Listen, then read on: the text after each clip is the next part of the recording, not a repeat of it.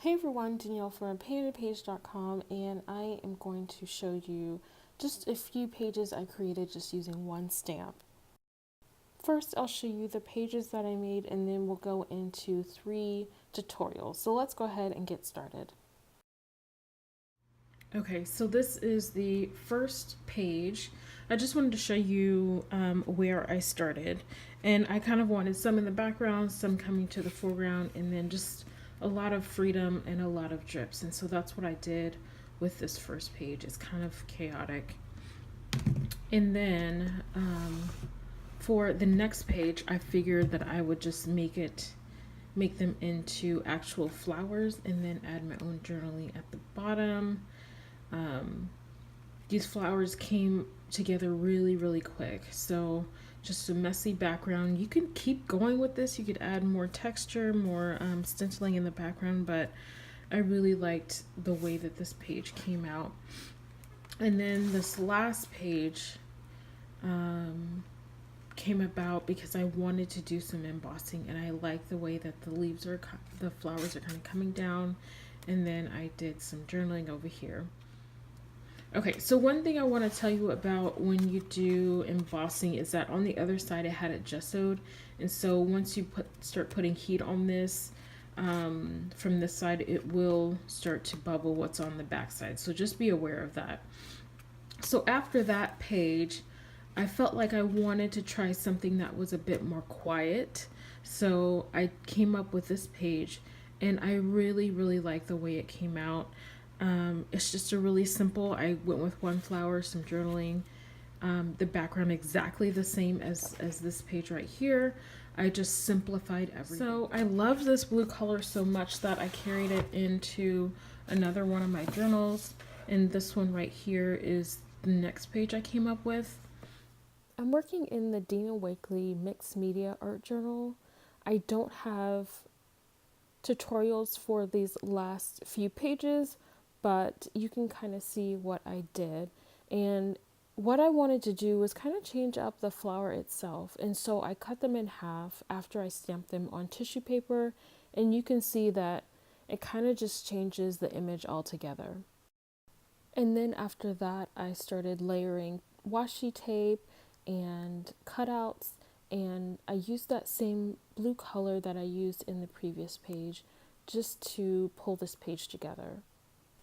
Now, if you don't think that you would be able to draw eyes, I have a free monthly drawing group over on my website that you can sign up for if you feel like you wouldn't be able to tackle drawing eyes in your journal. Now this last page is not finished yet. I haven't added any journaling, but you can see that I've kind of mixed everything that I did in the previous pages into this one page. I have the cut off flower. I actually drew on some tissue paper the moth, and then I did a little bit of stamping. I used some washi tape, and I plan to just add a few more things to this page, but just keep it simple, and you can kind of see the transition from the very first page to this last page, how it's a bit more quiet. It's not as crazy, but I like both just the same, to be honest. We are going to go ahead and transition into the lessons, so let's go ahead and get started. Welcome to the first tutorial.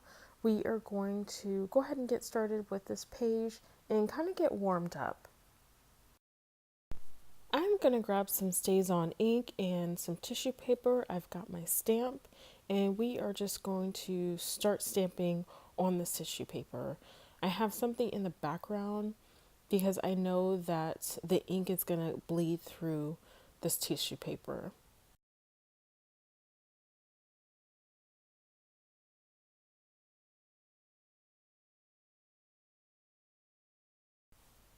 I'm going to go ahead and cut up each of my images. I'm just going to use 3 on this page and just kind of play with the arrangement and use my matte medium to start putting those down.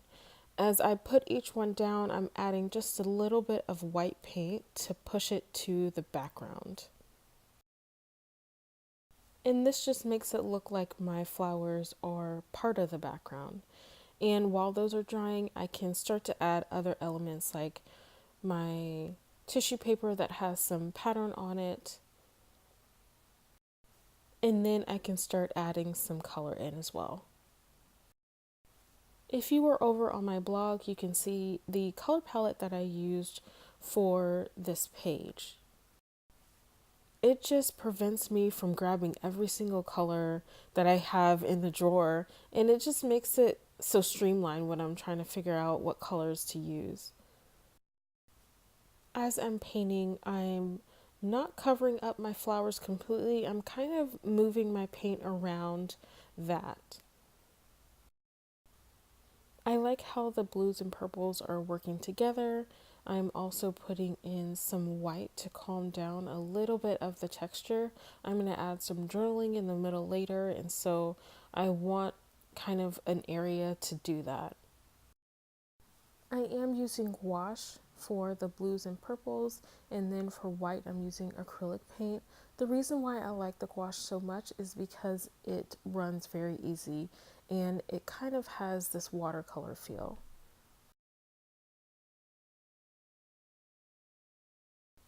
I did have to go to work in the middle of this page, so I wanted to show you what I like to use to keep everything under control.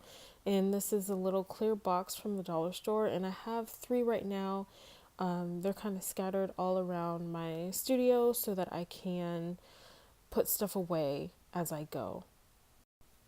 I'm going to add this last flower right on top of all of the paint that I've done, and I'm going to use some matte medium to put that down. Although this page is sped up really fast, I do like to take my time and put my images down so I don't have rips or creases. Sometimes it actually can add to the page, but here I just wanted a full image. I wanted to blend this top flower in with the background a bit, so I'm adding white to the edges. I don't want it to disappear completely, but I like stamping on tissue paper because you can still see what's underneath, like those drips you can still see. You don't really lose as much as you would just stamping right onto your page. I am going to add just some drops of black paint on top of my page and add just a little bit of distressed crayon, and that is about it for this page.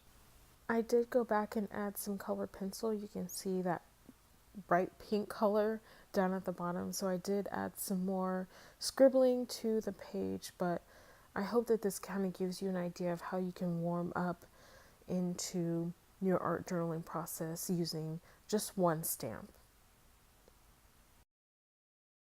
The concept for our second page is pretty obvious, but I wanted to change it up with a really nice soft color palette. So here is the setup for our next page, and we are going to actually start with the background first. I have this sky blue color, and it's pretty bright, so I added just a bit of black gouache to this blue, and it really kind of neutralized it and toned it down a bit. And I'm going to use that to just loosely paint in the background.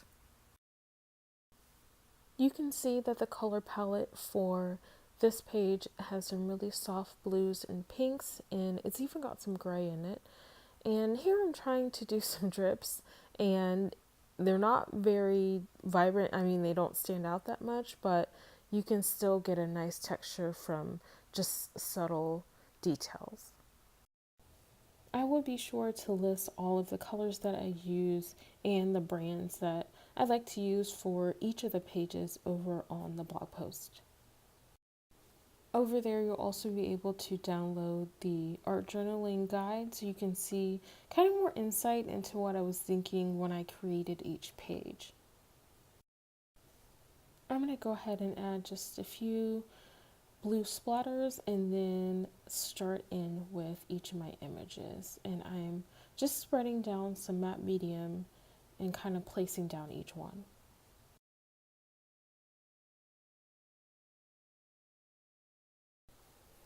I'm going to grab my acrylic paint And the first color I'm using is called Persian Rose, and this is going to be the first layer that's going to go down on our flowers. While that layer is still wet, I'm taking this crimson color. This is in gouache, and I am mixing that with our pink and a tiny bit of burnt umber, and I'm working that towards the center of each of the flowers. This paint should blend fairly easily since our layer underneath is still wet, and by adding just a little bit of the darker color near the center, it's going to give us some depth. I'm going to grab some white paint and add that to the tips of each of the petals, and this will really pull out some of the highlights. I'm taking the back of my paintbrush and just making some dots on the inside of my flowers. I'm going to add just a little bit more shadow into the inside of each of the flowers.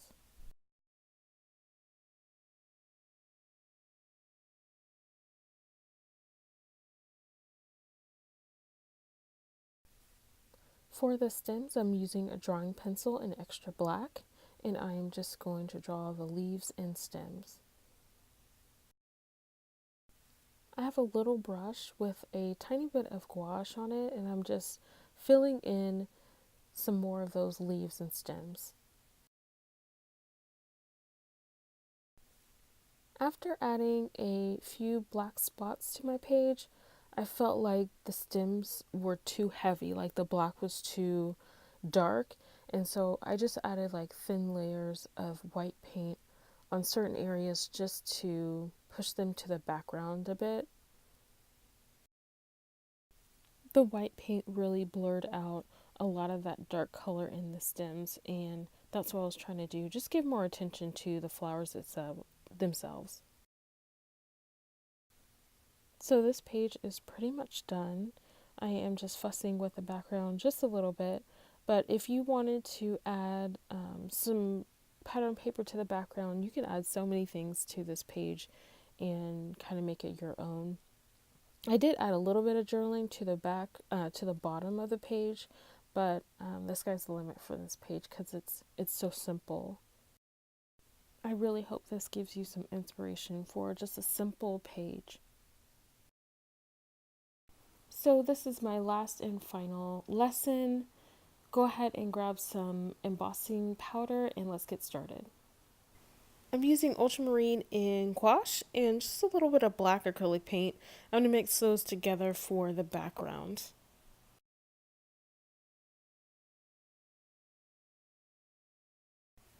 You might want to do at least 2 layers so that the stamps that we put on top will really stand out.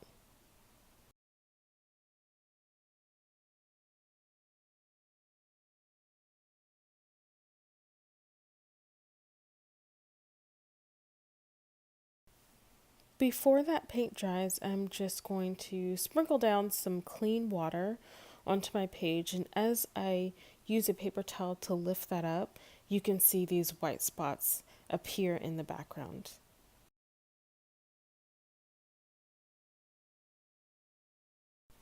Now I just have a dryer sheet and I'm going to do some embossing, so hopefully that will take care of the static. I have no idea where my embossing ink went, so I'm just using my distress ink to emboss with, and I'm just using some white embossing powder, and I am just using just a little brush because I didn't really get that clean of an image, and then I'm just going to emboss that, and you can see how vibrant it shows up on that blue background. I'm going to continue stamping along this page. I really didn't know what I wanted to do with this page completely, but I kind of just went with the flow.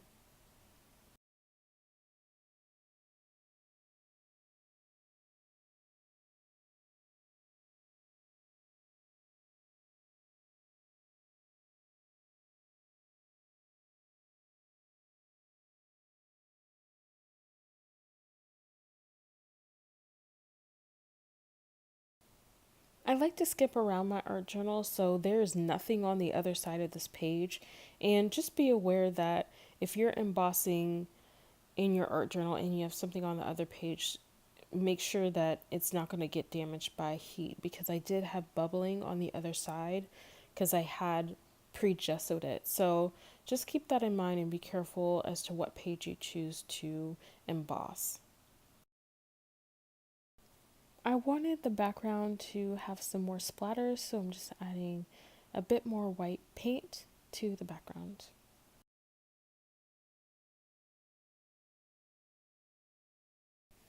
I grabbed my watercolor crayons and I just made some marks here and there. You can't really tell unless you're kind of right up on the page, but I really do like how these crayons can add just pops of color here and there.